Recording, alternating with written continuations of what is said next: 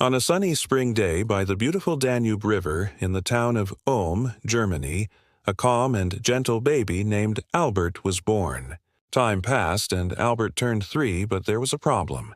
He still hadn't spoken. His dad got worried and consulted a doctor in town who told them, "I'm afraid your son Albert might be on the autism spectrum." Luckily, the doctor was wrong. A few years later, on a hot summer day, Albert was playing in the backyard when his dad came over and gave him an old compass. Albert was fascinated by how it moved. What made it tick?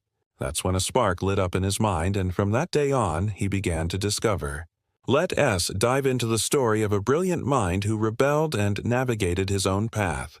Welcome to the journey of genius, Albert Einstein. We'll stop at different points and soak in the beauty of the details, getting inspired along the way. So buckle up and let's go together. First stop, Albert and school. He moved to Munich and joined the Luitpold Gymnasium. Albert was a good student, always asking questions and doubting things. He never left a math problem without asking how it worked and why, which annoyed some of his teachers. But he kept asking anyway. He would come home from school and start exploring on his own. By the age of 12, he learned algebra and geometry. On the 14th, he mastered integration and differentiation. Imagine, Albert wasn't exceptional in every subject. He excelled in math and physics but flunked history and language. Now, you see his original certificate in front of you. Albert was passionate about questioning. He was very curious, and that made his mind a thinking machine. He said about this particular phase, "I don't have any special or unique talent. I'm just curious." He also mentioned that the most important thing in your journey is to never stop asking questions. It's a phase where we learn that school doesn't limit genius. We learn to use our minds to ask, explore, and answer. And remember, never stop questioning. Now, let's move on to our second stop. In 1900, in Zurich, Switzerland, Albert graduated from the Technical Institute with a diploma in physics. Like any young guy, he started searching for a job. He tried teaching, wrote for newspapers, and knocked on every door imaginable. He even thought about giving up physics to become an insurance salesman. Can you imagine him knocking on doors saying, "Hi there, I'm Einstein. Want to insure your equation?" A few days went by and Albert was just lounging at home when he got a letter in the mail. It said, "Congratulations, Albert. You've been accepted to work at the Swiss Patent Office. You can start tomorrow." The next day, Albert was there bright and early. He worked on the 3rd floor, in room 86, at his wooden desk. Albert's work was pretty straightforward. He finished tasks quickly and then spent the rest of his time just thinking. Purely thinking. Einstein once said about this phase, "I think for months, even years, and 99 times out of 100, I come up with the wrong answer. But on the 100th time, I hit the right one." So, when he faced a problem, he would sit at his desk and spend most of his time pondering what went wrong, why it happened, where, and how. After that, he would only take a short time to think about the solution.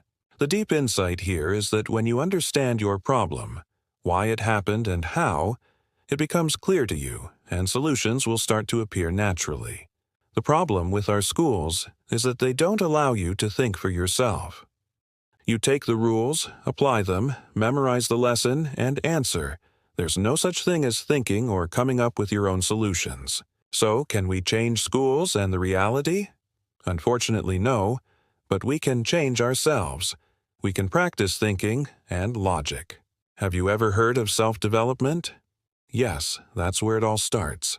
Now, my friends, time passed with Albert, and from that wooden desk, he began to develop many of his theories.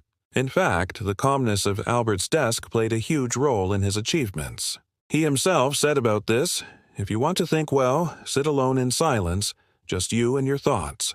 So, we always emphasize that.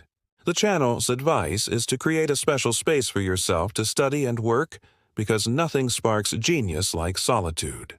We fly to the new Tana station and you say, "Einstein shakes things up."